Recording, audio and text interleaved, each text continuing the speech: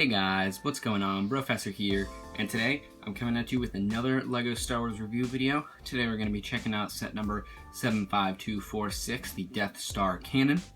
Before we jump in, as always, if you do enjoy this video, don't forget to go down there, smash that like button, and if you want to support the channel, please consider subscribing. With that out of the way, let's jump straight into it.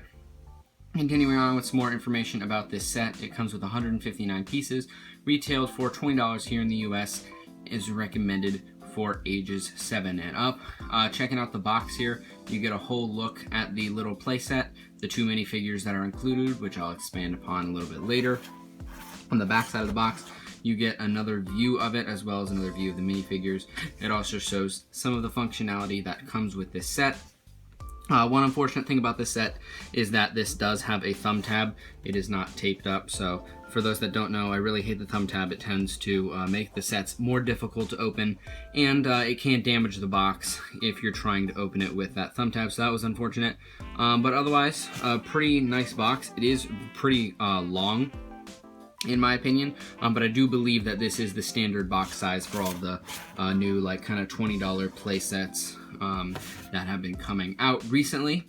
But with that out of the way, let's jump straight into the minifigures.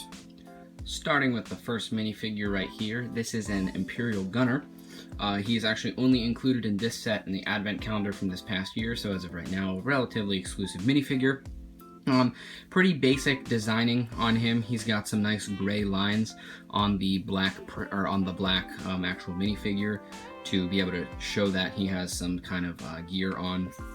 He also has like a little utility belt design right on there, but other than the black lines, really not much going on. Same on the back there, just some more black design lines. And then does come with a small blaster pistol. I really do love the helmet.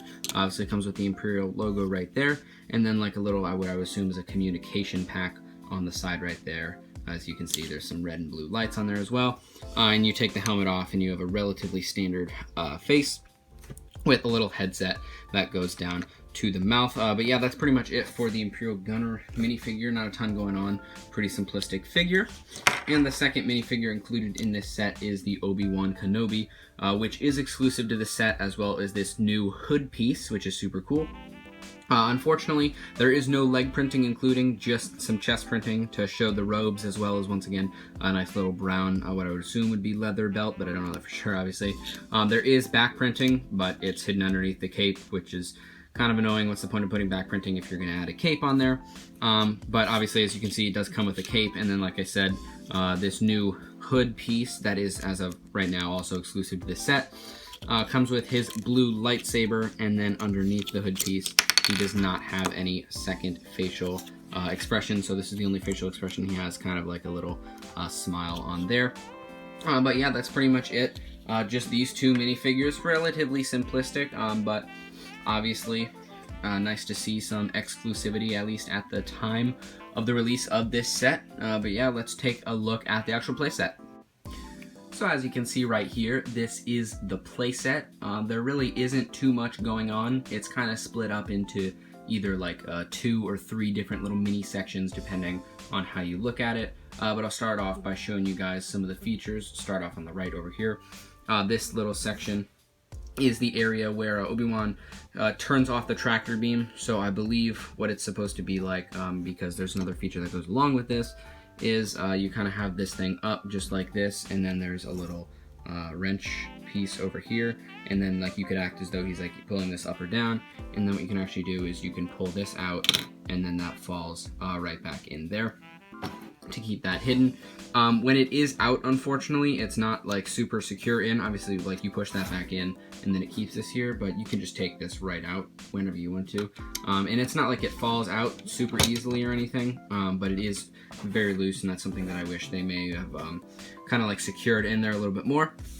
Moving on to the next section is kind of what this set is named after. This is like the actual gun, which only comes with one real like play feature. It has a spring-loaded shooter right here. It's kind of difficult to see from any angles, but right back there, that is the spring-loaded shooter, and I'll fire it off for you right here. You obviously won't be able to see it, but it is now gone. That's where the spring-loaded shooter is. Otherwise, there's nothing to actually fire off here. It's just different like gun-looking machinery that has been put on here for a little visual effect. There is a nice 2x2 area right here where you can put your your Imperial gunner to look as though he is operating this gun, as it can rotate, not quite 360 degrees as it gets stopped over here, but I don't know, I'd say it does get a pretty good range of motion, and you can kind of fire it off in the majority of directions that you would want to be able to do so. You also do get a backup spring-loaded shooter attached right here.